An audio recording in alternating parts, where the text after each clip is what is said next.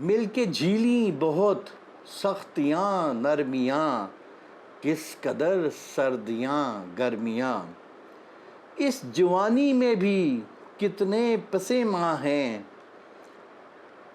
कल्ब में कितने अरमान हैं। इतने दिन साथ थे आज रुखसत हुए, दोस्तों बाअमाने खुदा।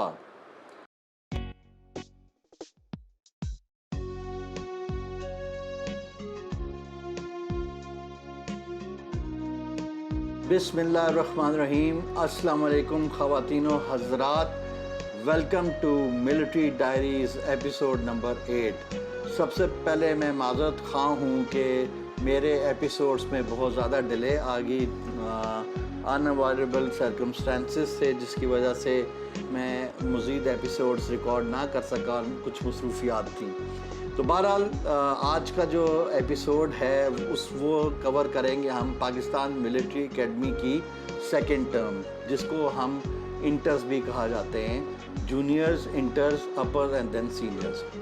तो प्रोग्राम की तरफ आने से पहले मैं एक नज़म है जो पाकिस्तान मिलिट्री एकेडमी की ग्रेजुएशन सेरेमनी में बजाई जाती है। इस नज़म को लिखा है, शायर हैं जमीलुद्दीन आली साहब, और उन्वान है दोस्तों बाअमाने खुदा।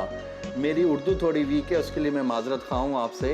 वो मैं कुछ उसके जो नज़म के कुछ जो है ना वो अशार जो है वो आपकी खिदमत में पेश करता हूँ।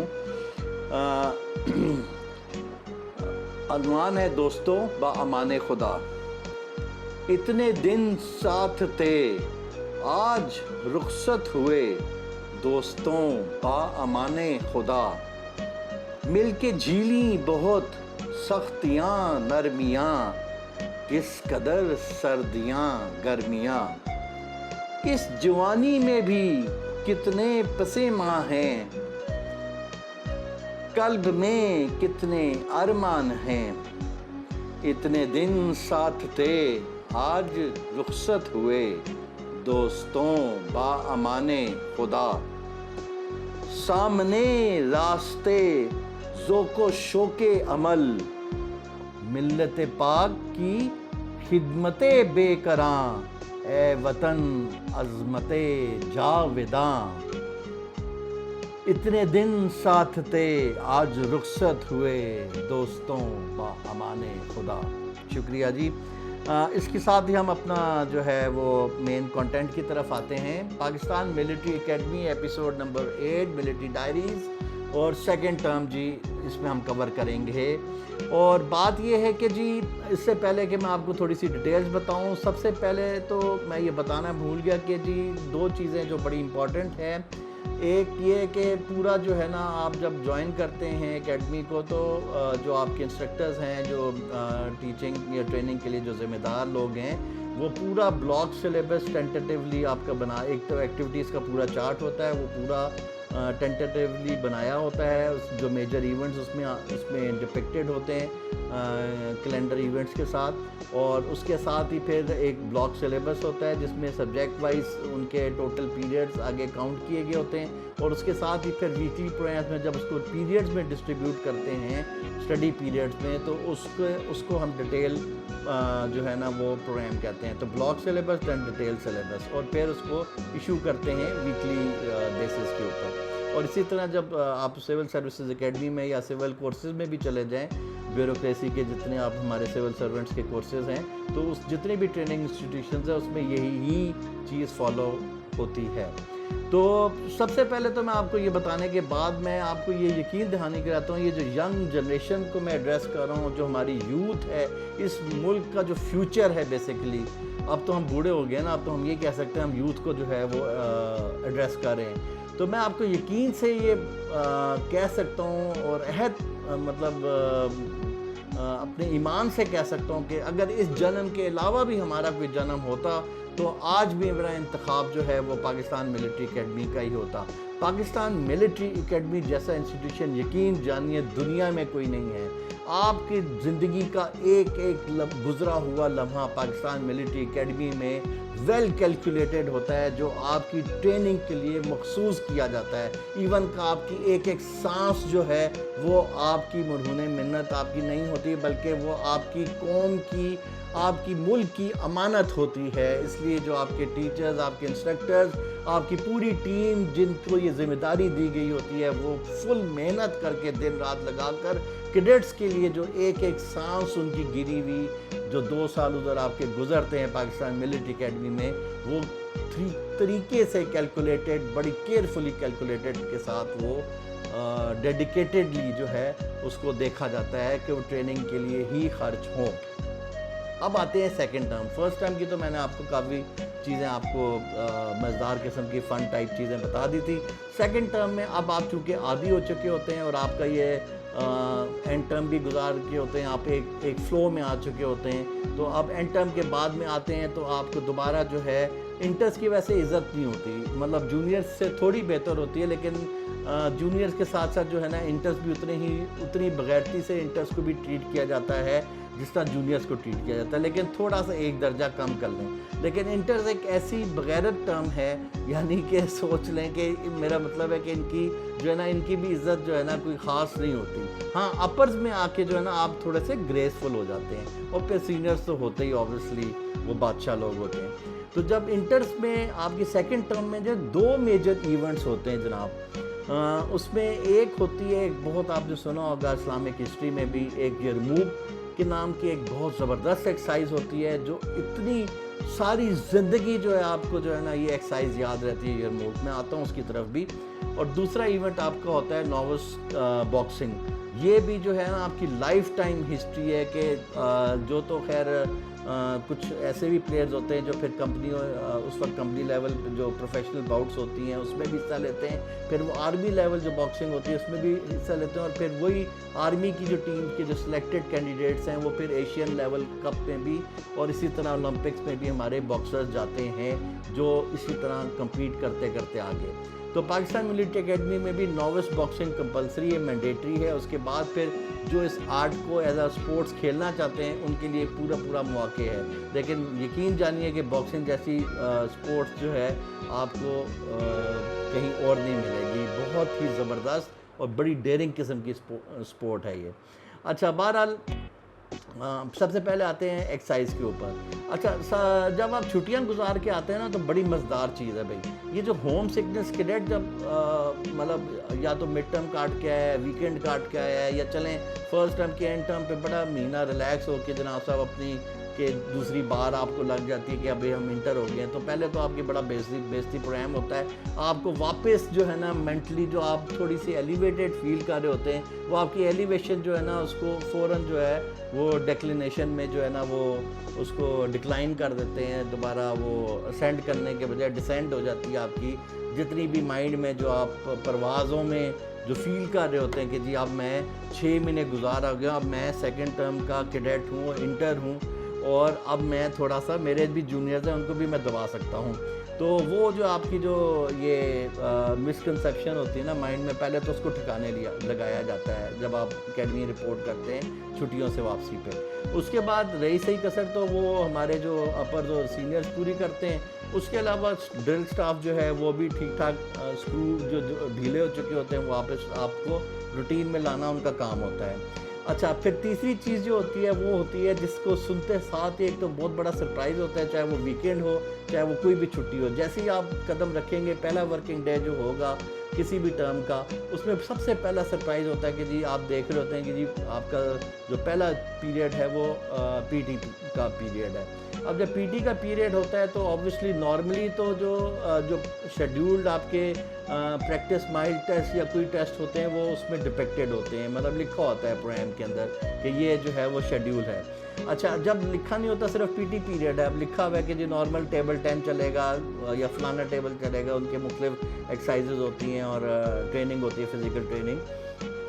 फ़न है सारा, कोई ऐसा इशू नहीं है। तो जो जिसके सुन के ख़बर जो है ना, नेचुरली अल्लाह ताला ने इंसान के अंदर रिफ्लेक्सेस जो लिखे हुए ना, वो जिस तरह आपके वो रोंगटे नहीं खड़े हो जाते जिस तरह कि कोई चीज़ आप जब उस तरह की कोई रूहानी बात सुनते हैं, इसी तरह एक अनाउंसमेंट होती है कि आपके फ़ौरन जो है ना रिफ्लेक्सेस आपके अल्लाह ताला ने दिमाग और बायोलॉजिकल इंसान को ऐसा बनाया कि जैसी वो अनाउंसमेंट होती है ना, आपके बड़े से चाहे इसका फिटनेस से कतई नज़र कि वो कैडेट कितना फिट है या फिट नहीं है या वीक कैडेट है फिज़िकल ट्रेनिंग में, लेकिन जैसी वो अनाउंसमेंट होती है तो उस अनाउंसमेंट के साथ ही आपको ना पेट में मुरोड़ से शुरू हो जाते हैं और ऐसे लगता है कि आपने वॉशरूम जाना आपके लिए मस्ट हो गया है, और उधर ही ग्राउंड में ना अगर आप ना गए तो वहीं पे ग्राउंड में ही कुछ ना कुछ हो जाएगा। और वो अनाउंसमेंट होती है अचानक जब आपका जो फिज़िकल ट्रेनिंग का जो अफसर होता है, पेट्सो जिसे कहते हैं, तो वो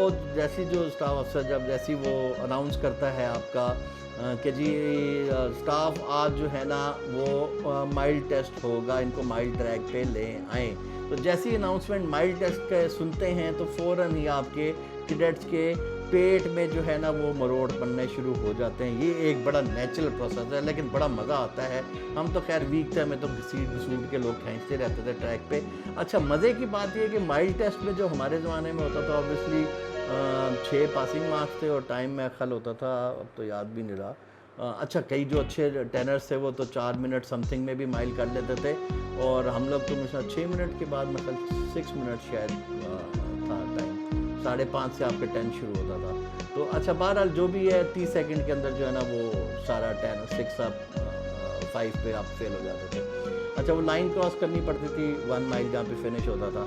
तो मज़े की बात ये है कि आप चाहे टेनर हो चाहे हम जैसे 6 अप 5 वाले हों, वो जो है ना इसी तरह होता था कि सांस और जो है ना वो बंदे को बेहोशी उसी वक्त तारी हो जाती थी। जैसे ही आप माइल ट्रैक पे स्टार्ट लाइन पे खड़े और गो हुआ है तो वहीं से जो है ना आप समझेंगे कि आप जो है ना बस मरने वाले हो गए, ऑक्सीजन कम हो गया, कार्बन डाइऑक्साइड से कमरा भर गया और आपकी सांस नहीं आ रही। तो बस आपने जो है ना अपने माइंड को दौड़ाते जाना है, बस जिस तरह बस अन्यवाह जो है ना जिधर बंदे दौड़ रहे हैं बस दौड़ते चले जाएं। और मज़े की बात है 10 से लेके फेलियर तक सेम कंडीशन सारों के लिए होती है। तो ये बड़ा ज़बरदस्त एक्सपेरिमेंट है जो फ़ौज ने रखा हुआ है। अब मुझे नहीं पता कि पता नहीं माइल की जगह 2 माइल कर दी इन्होंने, क्या कर दिया, लेकिन बहरहाल वो साइंस जिस तरह मेडिकल साइंस चेंज होती रहती है, साइकोलॉजी चेंज होती रहती है, इस तरह PMA में भी चीज़ें चेंज होती रहती हैं। हमारे वक्त में ये था, लेकिन बड़ा एंजॉय करता है बंदा, हंसी मजाक भी होता है, ऑब्वियसली कॉमरेडशिप होती है, एक वो जो होता है ये बड़ा जो है ना ये आप सारी लाइफ टाइम फिर बुढ़ापे तक फिर वो यही होता है, बंदा याद करता हो यार साड़ी वक्त ये होता सी,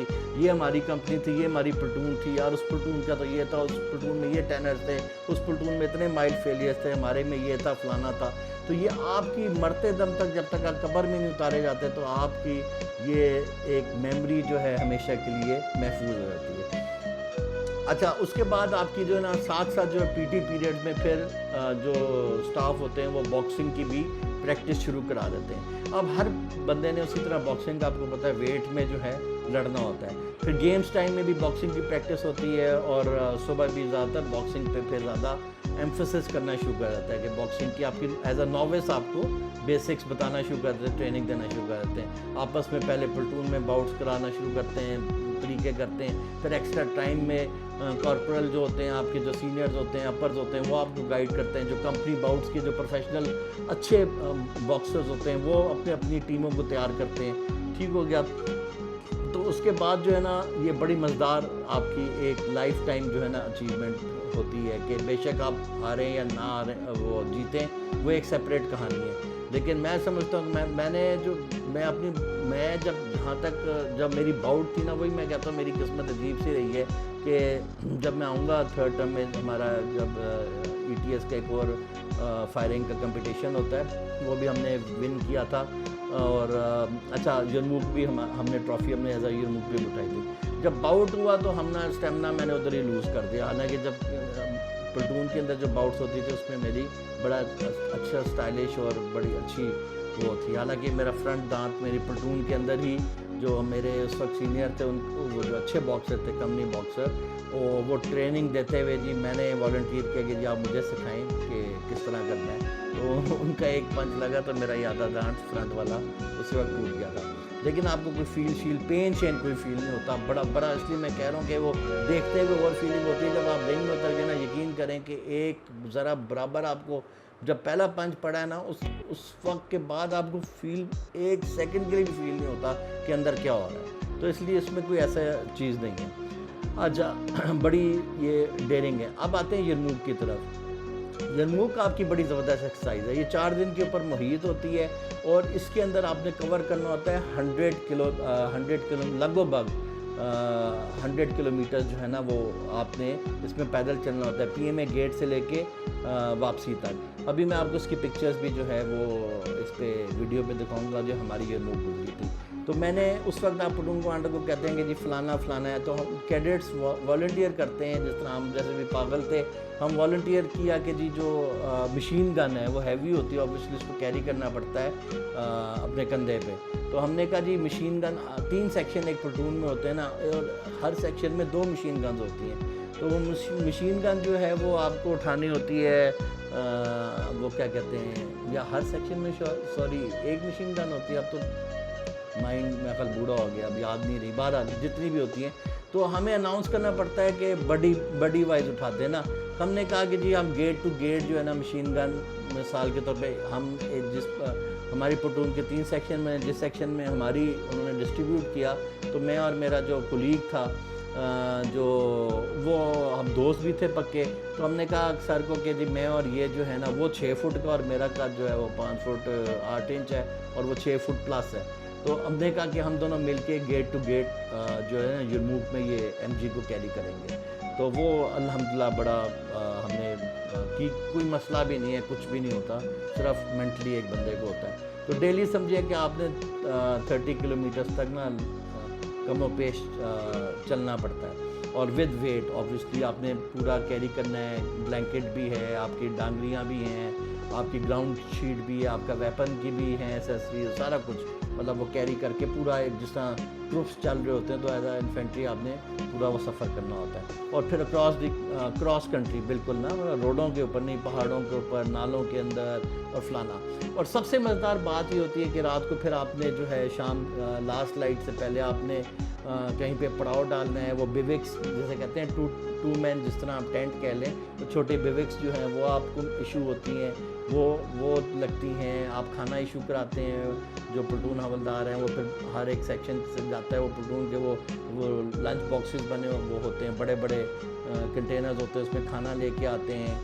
और वो आपने देखा होगा सुनहरे दिन और अल्फा ब्रावो चार्ली में हेलमेट में कोई वो दिखाया हुआ है, इतना तो नहीं होता, वो आपके प्रॉपर वो होते हैं, आपके अपनी किट होती है जो FSMO की जो आपकी फील्ड किट होती है, उसमें 26 आर्टिकल्स होते हैं, और आपके टिफ़न और मग और शेविंग किट वगैरह सारा उसमें, इवन के शू पॉलिश तक जो है उसमें पूरी होती है। तो वो फिर खाना उधर इशू कराते हैं। फिर आपने बिविक्स के गिर्द जो है वो एंटी स्नेक जो है वो ट्रेंचेस खोदनी होती हैं, वो 1.5 फुट, और उसमें कांटेदार झाड़ियाँ डालनी होती हैं ताकि सांप जो है वो रात को आपको डस ना सके। फिर संतरी की आपने उसको गार्ड करना होता है, प्रॉपर प्रोसीजर्स होते हैं। यानी कि जो एक कोई भी इन्फेंट्री ऑपरेशंस के अंदर जिस तरह पोजीशन लेती है, उसी तरह जो है ना आपको वो ट्रेनिंग का हिस्सा होता है। तो बहुत बंदा एंजॉय करता है फर्स्ट टाइम आपने निकला है। देखें, आप घर से उठ के आए हैं और आप निकले हैं और इस तरह आप इकट्ठे रह रहे हैं, और बड़ा मज़ेदार जो है एक वो सिचुएशन जो है वो चल रही होती है।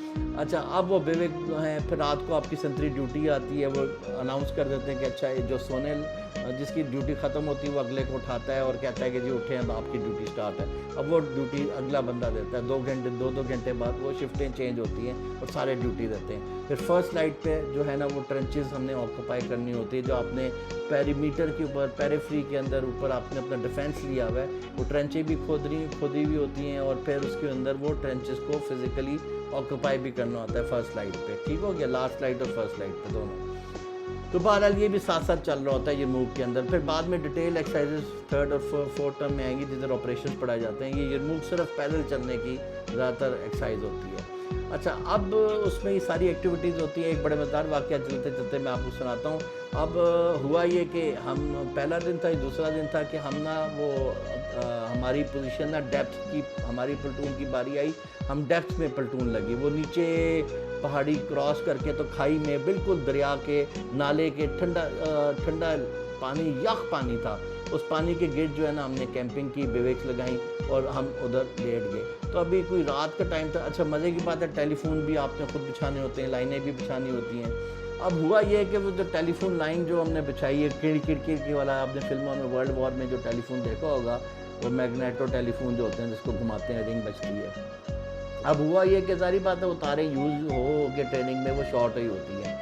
अब जब ड्यूटी प्लेटून कमांडर ने छापा मारा रात को कि देखेंगे जी संतरी ड्यूटीज़ अपनी दे रहे हैं कि नहीं, और ये जाके ट्रेंचेस ऑक्यूपाई करते हैं, ये फर्स्ट लाइट होने वाली थी। तो ऊपर वाली जो सारी पहली प्लेटून थी, छापा उस पर पड़ा। अब उधर से ना लोगों ने हमें वो रिंग करके उठाने की कोशिश की कि उठ जाओ, अभी छापा आ गया, ड्यूटी अफसर आ गया है। और ड्यूटी अफसर भी बहुत ही नहायत ही सख्त आदमी था। वो मैं आखिर तक मेरी उससे कभी बनी नहीं है, वो फिर मैं किससे बाद में सुनाऊंगा अगले एपिसोड में, ये बड़ा लंबा हो गया। बड़े मज़ेदार किस्से हैं उसके साथ। मसूदा टली जो है ना, वो चले नाम मैंने ले लिया, जहाँ सुन रहा होगा उसको क्या पता, अभी कहाँ याद होगा उसको। अच्छा सूदे टली जो है ना, उसने जब छापा मारा तो अब वो बेचारे कैडेट जो है हमें फ़ोन करें, वो फ़ोन थी शॉर्ट होगी लाइन, और हम सोते हुए पकड़े गए। अब अल्लाह की करनी ये हुई कि मुझे नेचर की कॉल आई। मैं उठ के फौज में फिर लैट्रीन्स लगाते हैं, ऑब्वियसली स्वीपर साथ होते हैं, लेकिन जो वो जो बोर्ड्स हैं वो येलो कलर के जो पेंट हुए हुए स्टील के बोर्ड्स होते हैं, वो हम खुद प्लांट करते हैं अंदर। ऑब्वियसली स्वीपर ने वो लैट्रीन्स के वो प्रॉपर एक सिस्टम बना होता है। तो मैं नेचर की कॉल पे चला गया और अभी प्लेटून सारी सो रही थी पीछे। जब छापा पड़ा ना तो वो सारे सोते हुए पकड़े गए, और उस वक्त में लैट्रीन जो उसको लैट्रीन्स ही कहते हैं जो बनी हुई होती हैं। अब मैं उसमें छुप गया, फारिग तो मैं हो गया था, लेकिन जब मुझे आवाज़ें आई कि वो छापा पड़ गया छापा, और प्लेटून सारी सो रही थी, मैं उस लैट्रीन में छुप गया। अब मैं निकलूँ ना कि मैंने कहा शायद को अब क्या होना है, बाहर निकले तो बड़ी बेइज्जती होनी है। अच्छा अब वो मैं देख रहा हूँ कि जो लैट्रीन लगी हुई ना, वो जनाब साहब उसको सूदा टली ने जो है ना, वो इतना जनाब सा रगड़ा दिया हमारी प्लेटून को। वो कोरा पड़ा हुआ था, उसके ऊपर फ्रंट रोल क्रॉलिंग करा पहले उसने 15-20 मिनट उनको क्रॉलिंग कराई है। अब वो लैट्रीन के अंदर से मैं यूं करके झांक रहा हूँ, वो लोहे की जो शटरिंग हुई होती है ना, उसके दरमियान से देख रहा हूँ, नज़र आ रहा है वो क्रॉलिंग करते हुए इधर जा रहे हैं इधर जा रहे हैं। अच्छा जब काफ़ी रगड़ा मिल गया तो उसने कहा ओके जी अब तुम लोग जाओ और अपनी ट्रेंचेस जो है ना ऑक्यूपाई करो। अब उधर जो मेरा ही रूममेट था जिसके साथ ही मेरे वो बिविक भी पड़ी थी, तो अच्छा अब वो जब जाने लगे ना सारा जूते शूते पहन के, उन्होंने कहा whose rifle is this, whose rifle is this. अब राइफल तो मेरी उधर पड़ी थी, अब मैं छुपा हुआ था लैट्रीन में। वो सूदा टली उधर रुक गया। उसने कहा यार राइफल जो अगर कोई क्लेम नहीं करा इसका मतलब एक कैडेट कहीं जो है वो छुपा हुआ है। उन्होंने कहा यार राइफल मुझे दे दो। अब फ़ौज के लिए तो फिर आपको पता है फ़ौज में तो मरना कबूल होता है, लेकिन राइफल सरेंडर नहीं हम कर सकते, ये तो सीधी एक अपनी रेड लाइन क्रॉस होती है। तो मैंने फिर छुपा हुआ मैं निकला, कहता ओ मेरा उस वक्त जो था, क्योंकि फ़ारूक 2 थे तो मेरा नसीम निकनेम था, क्योंकि फ़ारूक हबीब एक था, एक फ़ारूक नसीम था, और हबीब भी हमारे पास कैडेट था। तो एक फ़ारूक हो गया, एक हबीब हो गया, और एक मेरा नाम उन्होंने नेम टैग जो होता है उस पर नसीम लिखा हुआ था। उन्होंने कहा Naseem you were hiding in the latrines. तो मैंने कहा सर हाइडिंग तो नहीं था, I was on nature's call. उन्होंने कहा नहीं यू गेट कम हेयर। उन्होंने मुझे सेग्रीगेट किया, बाकी प्लेटून को कहा go and occupy your trenches. तो मैं इसके साथ डील करता। मुझे कहता है रिमूव योर डांगरी। मैंने डांगरी के नीचे निक्कर पहनी होती है, ऑब्वियसली निक्कर वो वाइट कलर की शॉर्ट्स होती हैं, डांगरी तारी, और वो जो ठंडा यख जो मैंने आपको कहा था ना पानी है, उसकी तस्वीर भी शायद होगी पैर डाल के बैठे हुए, उसमें उसने फ्रंट रोल दिए ना, यकीन करें जब पहला फ्रंट रोल किया तो आधा सांस ऊपर आधा सांस नीचे, सांस आपका बिल्कुल रुक गया था। उसमें फ्रंट रोल करने का जो मज़ा आया, बर्फ़ वाला पानी बड़ा ही। उसके बाद उसने कहा जाओ उनको जाके, अब वो लाइट फर्स्ट लाइट के टाइम गुजर गया था, हल्की हल्की रोशनी होगी हुई थी। उन्होंने कहा अच्छा अब उनको सारों को वापस बुलाओ, क्योंकि 8 बजे हमारे कंपनी के ऑर्डर्स होने थे। वर्बल ऑर्डर्स का एक टाइम होता है, ठीक है, वो मॉडल बना के वर्बल ऑर्डर्स देते हैं कि आगे हमने कहाँ से किस तरह ट्रैवल करना है। अच्छा अब मैंने नंगे पैर, मुझे कहता है जाओ उनको ट्रेंचेस से आवाज़ दो, उनको वापस बुलाओ एज अ पनिशमेंट। अब मैं उधर जाऊँ नंगे पैर, जनाब मेरे तो खैर वो सुन हो चुके हुए थे, ऑब्वियसली इतनी ज़्यादा सर्दी थी। मैं लकड़ियों के ऊपर से चलता वरता, गालियाँ माँ बहन की दे रहा हूँ। मैं कह रहा हूँ कुत्ते के बच्चों वापस आओ। वो बेचारों को कहीं आवाज़ गई, वो बेचारे दौड़ते हुए आए जितनी मदद कर सकते थे। तो उस वक्त तक सर्दियाँ थी और सूरज भी जो है ना कहीं 9 बजे तक कहीं उस थोड़ी सी ना वो गर्माइश पकड़ी। तो उस दिन फिर मैं वर्बल ऑर्डर्स पे उन्होंने मुझे नहीं भेजा प्लटून में, बाकी मुझे उन्होंने संतरी छोड़ा पीछे कि जी आप पीछे रखो, क्योंकि वो डांगरी वांगरी तो मेरे सारे जो नई भी निकाल के पहननी थी वो भी गीली हो जाती। वो ऑब्वियसली फिर मैं वो बिग पैक्स के ऊपर ही रोल करके सामान वहाँ पे छोड़ा, गरम चाय शाय वो पी, बाकी वर्बल ऑर्डर सुनने चले गए और मैं फिर पीछे सामान के ऊपर संतरी ड्यूटी पे बैठा।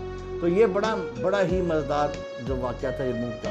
आखिरी दिन जनाब साहब आया तो वो टेस्ट का दिन था, वो ट्रॉफ़ी वाली तस्वीर भी मैं आपको दिखाऊंगा, वो भी बड़ा मज़ेदार है। 30 किलोमीटर्स की लेग थी और हमें 7:25 पे हमारी 5वीं बारी थी प्लटून की, हमें उन्होंने छोड़ा गया।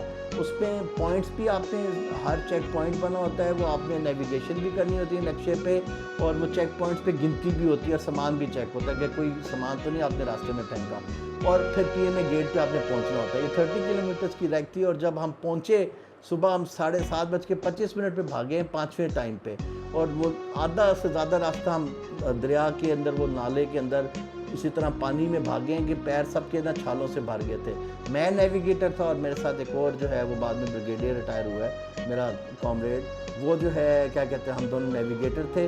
कोई चेक पॉइंट मिस नहीं किया, सब सारों को लीड किया और 2 बजे कहीं जाके PMA गेट पे पहुंचे। तो कमांडेंट साहब जो जनरल मैक थे उन्होंने खुद हमें रिसीव किया और ट्रॉफ़ी जो है हमने उठाई। उसके बाद जो नेक्स्ट प्लटून जो पहुंची वो कहीं 3 घंटे 2.5 से 3 घंटे बाद पहुंची, और जो आखिरी प्लटून पहुंची वो अगले दिन जो है वो पता नहीं फजर के बाद कहीं सुबह के वक्त पहुंची। इतने मार्जिन से हम यरमूक जीती, इसलिए कि आपस में यूं कॉमरेडशिप थी हमारी और एक विल पावर थी जिसको रख के हमने, बीच में लोग बैठे उनको ठुड्डे मार के हमने भगाया कि जब तक सारी काउंटिंग पूरी नहीं होगी तो आपके पॉइंट्स पूरे नहीं लगने थे। तो ये होती है फौज जिस तरह काम करती है। पाकिस्तान मिलिट्री एकेडमी को हमेशा अपने हमारी ज़िंदगी दिलों के अंदर ये ज़िंदा है। ये यूथ आपके लिए मैसेज है, यकीन करें अगर आप मेरे दिल से पूछें, मत माफिया और मत आप ये इन चीज़ों के अंदर पड़ें। आप अपने मुल्क के साथ वफादारी करें, आप अपने इसके अंदर जान देने के लिए तैयार रखें, छोड़ दें जो इधर उधर की बातें।